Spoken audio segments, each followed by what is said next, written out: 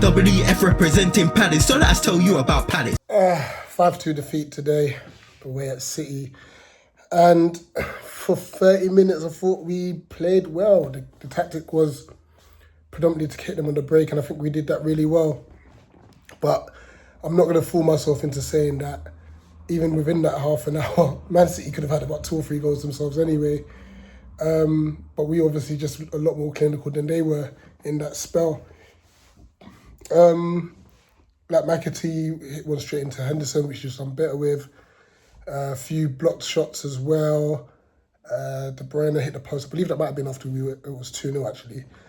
You know, they had a few crosses into the back post, which were clipped in, which were close as well. So, but I felt we did all right, like I said, especially first half an hour.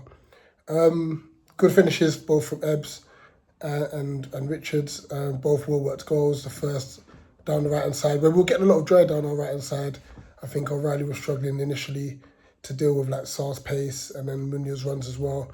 Ebbs gets a tap in the back post, and then second coming from a corner. We've been really good with set pieces this season, which is good. But you got to understand, with football, there's momentum. And momentum is a massive, massive deal.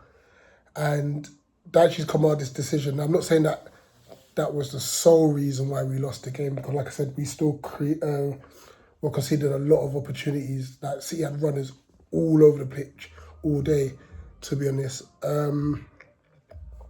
But momentum is a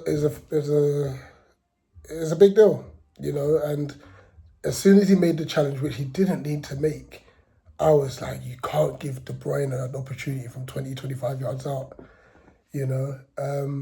And when he scored, and also you got to look at Henderson for that. Like, obviously that's his side, and the wall didn't look really good. Like, everything was a sham. Even with the wall, how are we letting 2 City players be on the edge of it? I think, wasn't there meant to be a rule in place where they need to be away from the wall? Who's orchestrating the wall? Who's pushing them away? Like, it was just a bit too easy for them. They scored that goal, and like that was it. That was literally it. Granted, obviously, unfortunately for us, Ebbs' goal was slightly offside, and it was. They got the semi-automated, so we can't complain. It was offside, and that would have made it 3-0. And this is what I mean. Like, had Kamada not made that error, we could have kept to our game plan and hit them on the break because we were getting so much joy.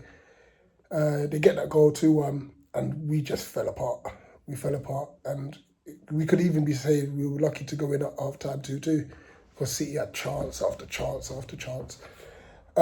Second half, I think Glasner then makes an error with his substitution. I know, granted, he wanted to get more control in the middle of the park, but then we lost all sort of counter-attacking outlet. Ismail Assar playing as a second striker, him playing back to goal doesn't work, and Mateo gets taken off. I think Hughes ends up playing on the wing. It just all looked like a mess. I think we should have just kept to shape. Granted, we're losing control in the middle of the park, but we could have just maybe had Hughes come in for Kamada just to shore that up and kept the same shape. But look, it is what it is.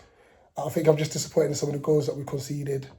And why is it always at the Etihad where we're 2-0 up? Then things just go wrong, you know? Maybe we should just keep going to the Etihad and go 2-0 down. You know what I mean? Because then we seem to come back in those sort of games. But look, we've got to make sure we bounce back against Newcastle on Wednesday. Obviously, having Mark back would be helpful. I think just losing him, and I'm not saying that like Lerman that haven't played well lately, but just losing his composure. Because I think with Lerman, he just clears the ball out, you know, and then it's recycled attack from City. Whereas Mark might dribble past the player or beat the press with a pass and stuff, a bit more composed in those areas. But look, City are City for a reason. Yes, they haven't had the best of seasons. And yes, we were 2-0 up. I think that's the most frustrating bit. We were 2-0 up and we were looking good and it just all fell apart, which was annoying. But yeah, that was it. Difficult to decide a man of the match when you lose 5-2. But from our standpoint, I'll give it Ebbs. I think he was on it today. He looked sharp, he looked lively. So Ebbs will be my man of the match. But yeah, that's what it is, man. And we just move on to Wednesday. Up to Palace.